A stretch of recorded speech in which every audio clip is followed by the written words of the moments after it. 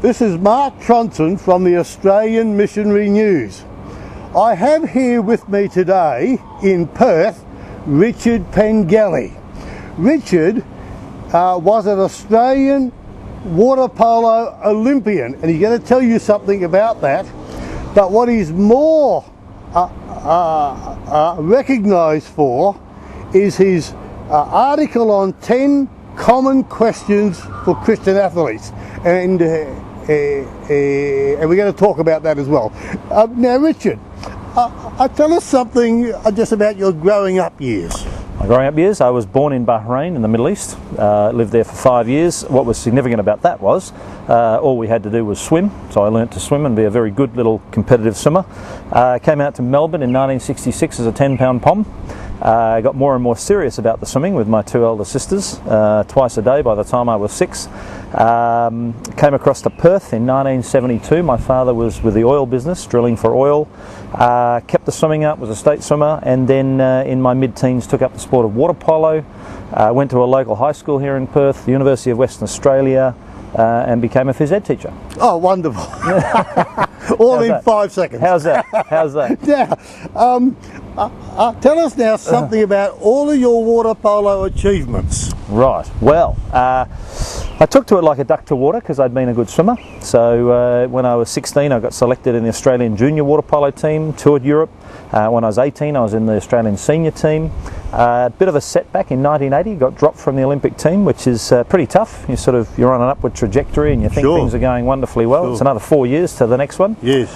I then went on to make the 84 and 88 Olympic teams and the 82 and 86 World Championships. I captained the Australian team on occasions, but in 1988, at the age of 28, I gave international polo away because of a call to ministry and family commitments and the enormous cost of keeping going at that level. Now, also after you, in your twilight years as a water polo player, then afterwards you devoted a lot of your time to helping young Christian athletes work through some of the issues just that you had to work through, and you wrote a very now well-known piece on 10 common questions just for Christian athletes, which has been published over and over again. So can you tell us something about those years? Yeah, when you say twilight, I'm actually still playing water polo, and I've just come from coaching it this morning. I now work at the University of Western Australia. We'll talk about that in a minute. Yes. Yeah, look, I've always had a heart for helping other young Christian athletes. It's not an easy path to trod in any society, but particularly Australia, because we're so secular and we're so focused on winning and some fairly unhealthy behaviours that we see in elite sport. So whenever I can, whenever I've been asked, I've tried to mentor young Christian athletes, and there's issues like, the balance between their training and their prayer life, the taking a stand sometimes on their values when they're away with the team. There's all kinds of behaviours that are anything but Christian. Relationships, family, life balance. There's a lot of things, but also the tension between being, in my sport, which is very physical, water polo, the tension between being a really competitive physical person and some of the messages that we get from Christianity, which turn the other cheek. And I don't see Christians as doormats by any means, but I do think there are some tensions, and you have to abide by the rules, and you have to play it tough. Yes. So particularly in vigorous contact sports, I think there's a lot of mentoring to be done. All right, now where has your career taken you? Okay, well I was a phys ed teacher in state schools here in Western Australia. I went to Hale School, a boys' private school, because they would pay me while I played international sport. While I was there, I was asked to become their chaplain. That led me to honour a calling that had been there for a while and become an Anglican ordained priest or minister. So I was chaplain of a boys' private school for a while. I went off and ran a parish about 15 k's up the road here in a place called Duncraig here in Perth for 5 years.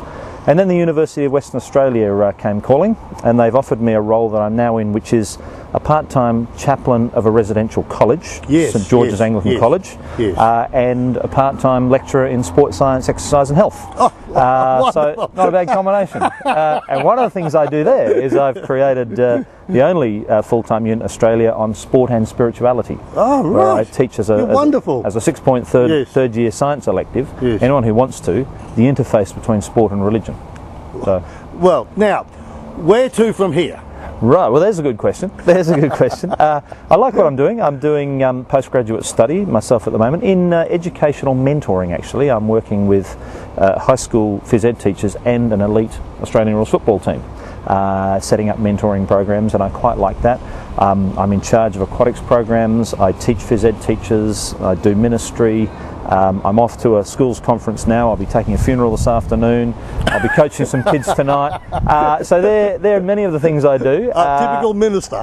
Drawn in many directions. Yes. But I'm very privileged to be at the University of Western Australia. yes. It's a very secular institution, and to be invited to come on board knowing full well that I am a Christian minister, and being able to exercise that in a number of ways is very privileged. Okay. So that's where Tell I am us today. about your family now.